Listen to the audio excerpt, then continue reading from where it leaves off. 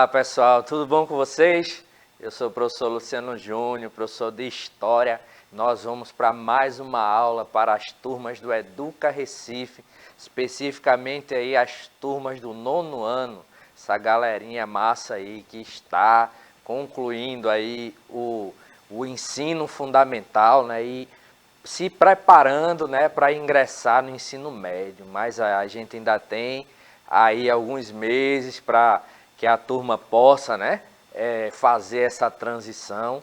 Enquanto isso, a gente está aqui com as nossas aulas de História, né, pela Educa Recife. Hoje nós contamos aqui com a ajuda da Elaine, quase que eu errava, Elaine. Elaine, nossa intérprete de Libras, ela está aqui no cantinho. Tchauzinho aí, Elaine, faz teu nome. Elaine junto com Jéssica, Gabriele, deixa eu ver, estou esquecendo, para não esquecer o nome de todo mundo. Everton, quem mais? Jéssica, Gabriele, Everton, Bruno, Elaine, que está aqui com a gente, né? Então, todos os intérpretes de Libras aqui que nos ajudam para que nossas aulas se tornem mais acessíveis para todos e todas. E assim também, né? Como a nossa aula não é só aqui, a gente aqui com vocês e Elaine, a gente tem também na nossa produção aí Billy Boy e Dalila aí, ó, estão por detrás das câmeras, fazendo com que a nossa aula ela chegue aí para vocês. E vocês podem assistir a nossa aula aqui, ó, ao vivo, né, pela TV Nova. Essa aula, depois que a gente faz a transmissão ao vivo, ela vai para o canal do YouTube do Educa Recife, que por ele vocês podem reassistir as aulas, né? Quantas vezes vocês quiserem. E elas são reprisadas também no turno da tarde, né? Também pela TV Nova. Mas se você não assistir a aula pela TV, não pegar a reprise, não acessar o YouTube, você pode fazer o download do aplicativo do Educa Recife, que o nosso Billy Boy vai jogar os QR Codes aqui, ó, no cantinho da tela, aqui os QR Codes, aponta o celular para o QR Code, vai ser direcionado você, né? Vai ser direcionado ou direcionada para a loja de aplicativos, seja o Android ou iOS, faz um download, conversa com o gestor da sua escola, o coordenador, ele vai fazer o seu cadastro lá, lhe dando um login, uma senha, e você vai poder acessar as nossas aulas pelo aplicativo do Educa Recife, e o melhor, assiste às aulas aí com a sua internet financiada. Então vejam só, nós começamos, né, a falar sobre uma temática, né, bem interessante, que foi a temática do imperialismo.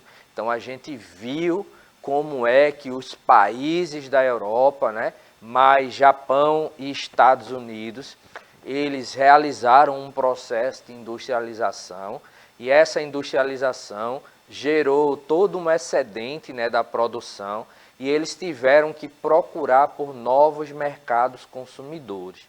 Neste sentido, a gente vai observar que essa busca por novos mercados consumidores, ela levou esses países a disputas imperialistas, né, e neocolonialistas. Então a gente estudou aí o imperialismo, o neocolonialismo. Na nossa última aula sobre essa temática, a gente viu como é que o imperialismo, né, ele caminhou lá para a Ásia, né, especificamente ali na região da China e da Índia. E hoje a gente vai começar a trabalhar um outro tema. A gente vai começar a trabalhar um tema que, na realidade, a gente poderia colocar como uma consequência dessas disputas imperialistas, que foi o primeiro conflito armado em escala mundial, né? Então a gente vai começar a falar sobre a Primeira Guerra Mundial. E vamos começar analisando algumas imagens. Então eu quero que vocês observem essas imagens. Então, observa aí a primeira imagem.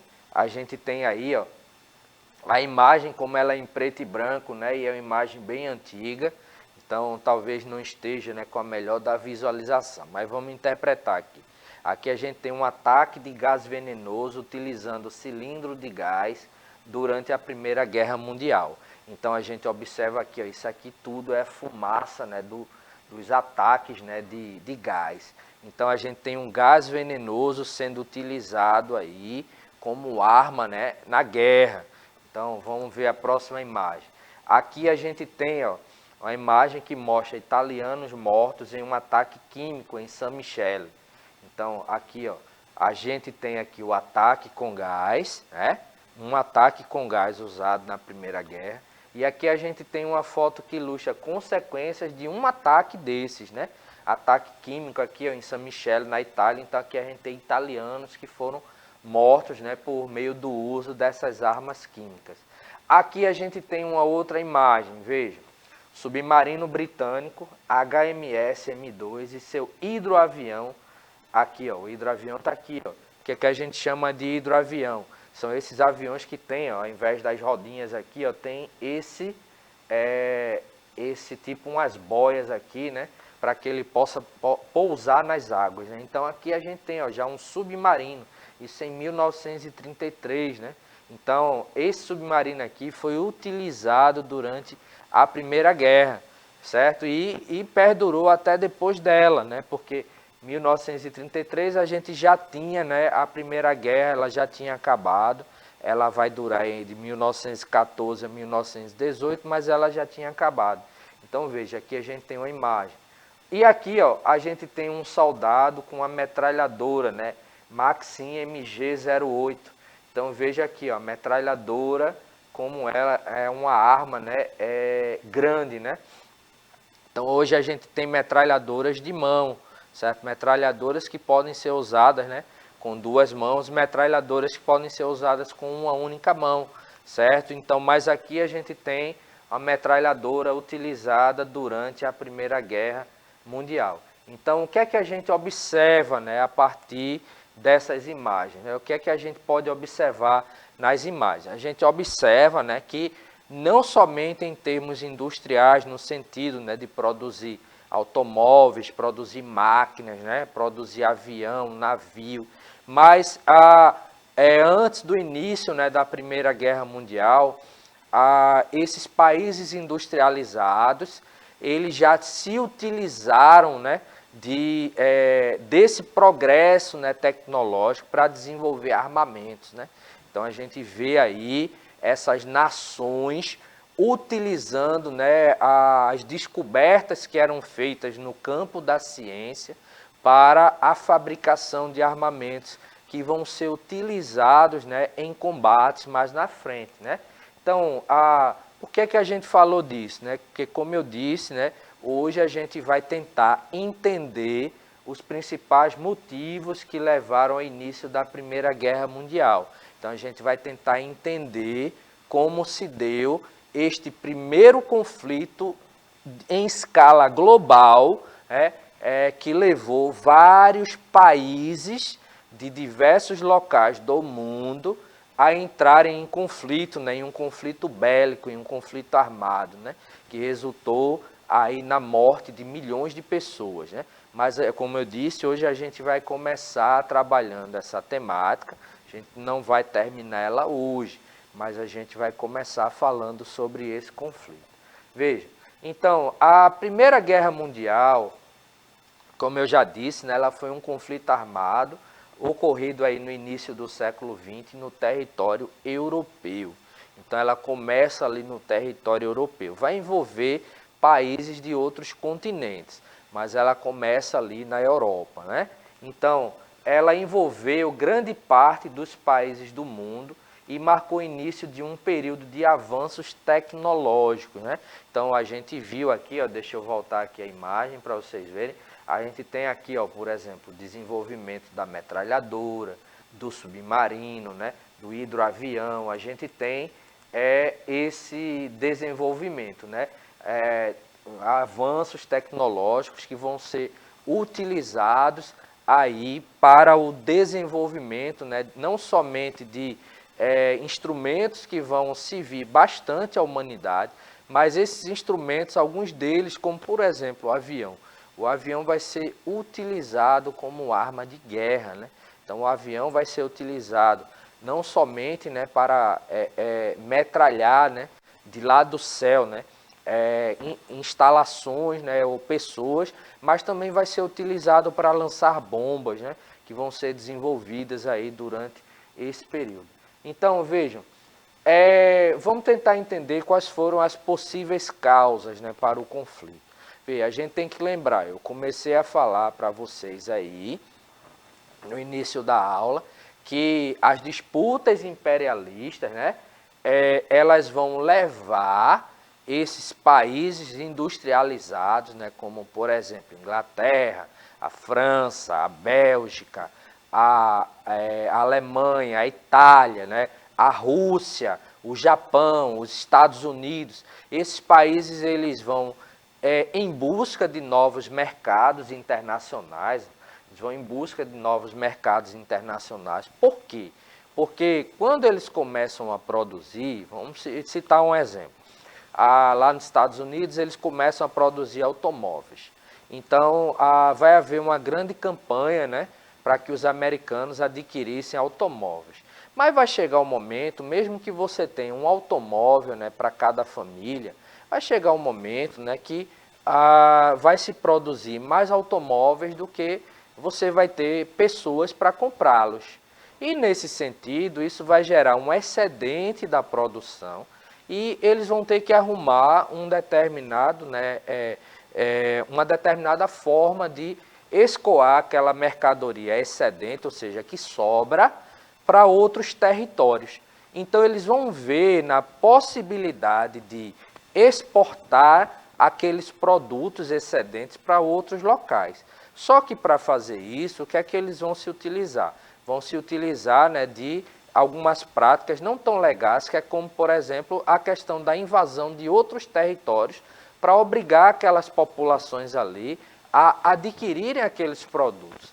E essas campanhas, né, de invasão de outros territórios é o que a gente vai chamar aí de disputas imperialistas, né, que a gente estudou nas aulas passadas. E se você não acompanhou as aulas, você pode voltar para as nossas aulas aí do canal do YouTube do Educa Recife, que você vai ter acesso. A gente teve pelo menos umas 3 aulas sobre imperialismo. Então, nesse sentido, a disputa por mercados internacionais vai fazer com que muitos desses países, né, eles estão ali competindo no mercado internacional, então vai haver uma possibilidade de acirrar aí os ânimos, né, entre eles. Eles vão competir por mercados e essa competição pode gerar atritos, né? Então, aqui, ó, a disputa pelos mercados, ela pode, né, e ela vai gerar atrito aí entre essas grandes potências por causa de questões coloniais. Então, por exemplo, a gente vai ter países como a Inglaterra, a França, a Bélgica, né, disputando territórios no continente africano, certo? A Bélgica, por exemplo, vai se apoderar do Congo, a Inglaterra da África do Sul, a França, né, vai se apoderar do território de Marrocos, né? Então, nesse sentido, né, a Itália, por exemplo, vai disputar o território da Tunísia. Então, a gente tem vários países aí industrializados, né, disputando esses mercados internacionais. E isso vai gerar atrito entre eles, né? Por exemplo, existe também uma questão que a gente chama de revanchismo, né? Há pouco tempo antes, a França tinha disputado, né, com a Alemanha um território, né, conhecido como Alsácia-Lorena, que é um território era muito rico aí em metais, né, minério de ferro, né, por exemplo, e quase na fronteira ali entre a França e a Alemanha. E nesse sentido, né, elas disputavam aquele território. Então, a Alemanha vai se apoderar daquele território e a França vai ficar com um sentimento de revanche, querendo se vingar ali, né, querendo a revanche daquela disputa ali com o território. Então, essas disputas, né, em caráter revanchista, elas também levaram, né, a esses países a acirrarem aí o ânimo entre eles, né? Então, outra questão, né? há alguns conflitos generalizados. Por exemplo, a Inglaterra e a Alemanha, né, disputavam aqui, ó, mercado consumidor. Então, a gente tem até então, até antes do início, né, da Primeira Guerra Mundial, a Inglaterra ela era a grande potência econômica. Só que quando a Alemanha e a Itália, né, elas começam o seu processo de industrialização, depois da unificação alemã e italiana, a Alemanha ela tinha algumas regiões no seu território, né, que tinham uma grande quantidade de minérios. Então a Alemanha ela se industrializa e em pouco tempo ela vai quase que igualar e até superar a produção, por exemplo, de ferro e de aço, né, que a Inglaterra até então dominava.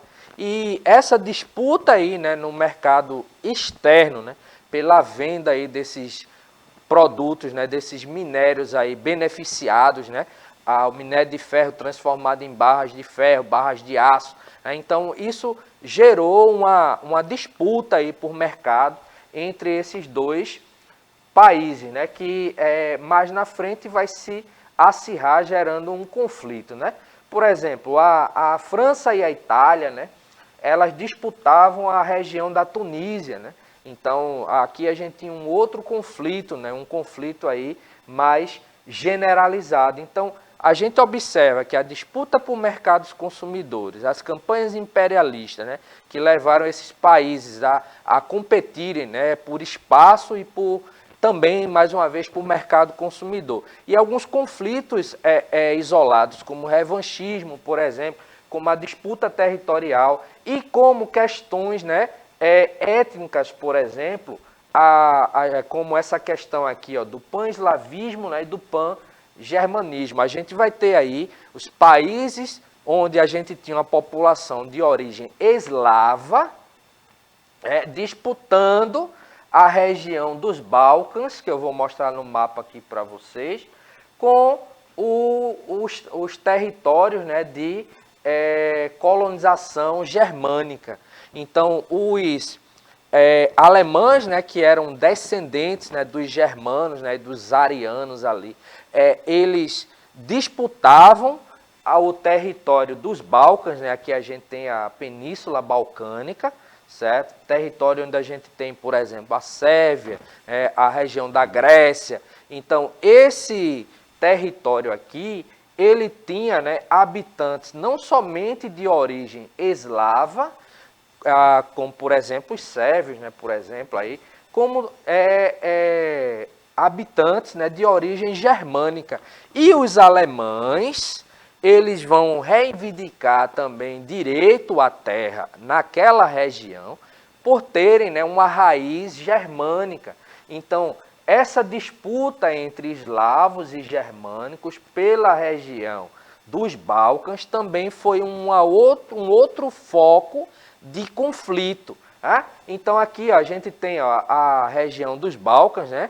A região dos Balcãs, e a gente tem, por exemplo, vários territórios, né, que fazem parte dessa região. Aqui, ó, a península, mais aqui, ó, a Grécia, a Albânia, Macedônia, Bulgária, né, Montenegro, a Sérvia, a Bósnia-Herzegovina, né, a Croácia, a região da Romênia, Moldávia. Então, a gente tem territórios aqui com população de origem eslava e com população de origem germânica.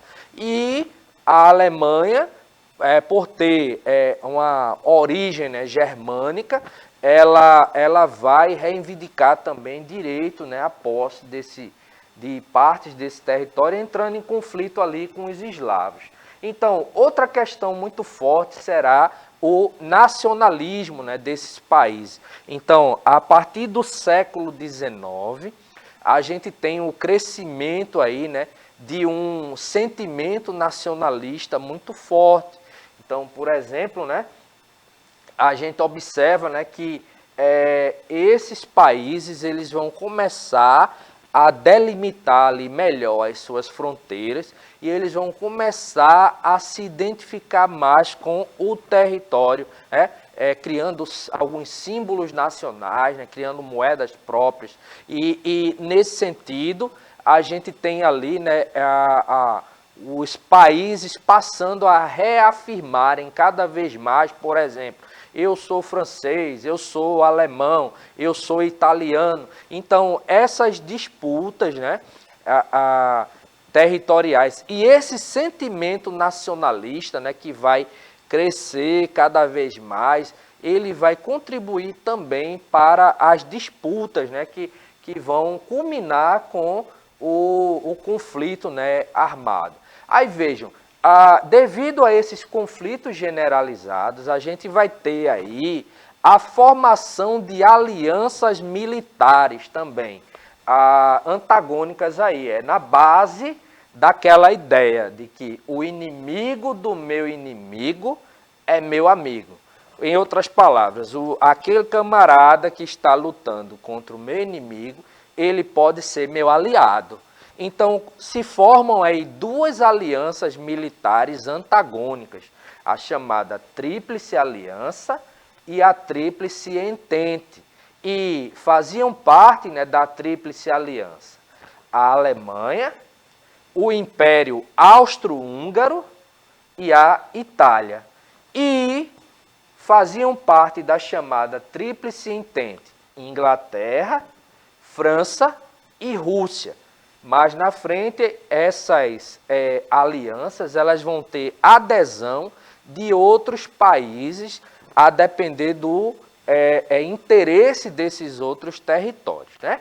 Então, por exemplo, aqui na Tríplice Entente, a gente vai ter, a partir de 1917, a Rússia ela abandona a guerra por conta da revolução que vai iniciar na Rússia, né? A Revolução Russa de 1917, que a gente vai trabalhar também depois.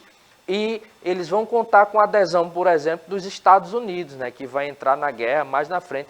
Mas a gente vai falar sobre isso nas próximas aulas. Mas vamos continuar, porque hoje a gente está abordando aqui as questões, né, do início, né, da guerra, as razões que levaram à guerra. Aí vejam, o que é que a gente tinha? A gente tinha aí a formação dessas alianças e estava ali aquele clima, né, aquele clima de que todo mundo esperando quem ia atacar primeiro, né, porque estava todo mundo preparado para o conflito. Mas ninguém tinha coragem de dar início, né, a um conflito. Aí acontece um episódio que vai ser considerado o estopim, ou seja, o pontapé inicial para o início da guerra, que foi o assassinato do arquiduque Francisco Ferdinando e de sua esposa Sofia no dia 28 de junho de 1914. Então aqui a gente tem uma imagem, né, do arquiduque, né, Francisco Ferdinando, que era herdeiro do Império Austro-Húngaro, né? Então ele e sua esposa foram assassinados por esse camarada aqui, ó, o Gavrilo Príncipe, que era participante de um grupo nacionalista. Veja aí, ó, ele participava de um grupo nacionalista sérvio, certo? Chamado de Mão Negra, certo? Então ele, junto com outros integrantes desse grupo, planejaram o assassinato, mas foi o Gavrilo, né, que foi o responsável por meter ali a bala, né, no peito do arquiduque da sua esposa Sofia, né? E o assassinato do arquiduque Francisco Ferdinando, ele faz com que o Império Austro-Húngaro declare guerra contra a Sérvia. E com isso a gente tem a ativação dessas alianças, porque era aquela questão, ninguém tinha coragem, né, de atacar, se estabelecia, né, o que a gente chamava de paz armada, porque estava todo mundo ali armado até os dentes, esperando somente, né, uma agressão contra o seu território para cair matando ali em cima dos outros, né? Então, a gente diz que o assassinato, né, do arquiduque ele foi o estopim da guerra, porque ele foi apenas a gota d'água para o início da guerra. Mas ali já estava todo o conflito armado, né? E o arquiduque ele foi aquela gota d'água, né, que fez esborrar ali aquele balde d'água ali, né, para o início da guerra. Então, o assassinato do arquiduque ativa ali as alianças militares e, com isso, a gente tem o início da guerra, que vai ser dividida aí em duas fases, né? A gente tem a primeira fase, que será a guerra de movimento, né? E a segunda, que será a guerra de trincheiras. Então, a gente vai tentar falar aqui sobre essas duas fases de forma inicial aqui. Vejam, a primeira fase, né, a guerra de movimento, ela ocorreu de agosto a novembro de 1914, que é uma fase onde as tropas chamam de movimento, porque vão posicionar ali as tropas. Não vai haver combates muito efetivos, mas a gente vai ter a fase mais cruenta da guerra, vai ser posterior, mas a gente vai ter ali o pessoal traçando as estratégias, né, de combate e movimentando suas tropas. Com exceção aqui para o fato, né, de que os alemães, né, eles vão sair um pouco na frente, então vão realizar ataques mais agressivos contra a França e vão invadir a Bélgica, certo? Se a gente, eu vou colocar na próxima aula, a gente vai ver um mapa, né, com esses movimentos, mas a Bélgica ela fica posicionada, né, na fronteira ali com a França. Então, é mais ou menos o seguinte, a Alemanha não entrou diretamente na França, ela fez um trabalho de, tipo, como a gente diz aqui no Nordeste, de arrodeio. Ela pegou, atacou primeiro a Bélgica, que não tinha nada a ver ali com o conflito da Alemanha com a França, né, para poder pegar as tropas, né, francesas desprevenidas, entrando por outro território. E caminharam aí rumo a Paris, né? Aí, logo de imediato, a capital e o governo francês foram transferidos para a cidade de Bordeaux e eles conseguiram conter o ataque, né, os ataques dos alemães que recuaram em setembro de 1914.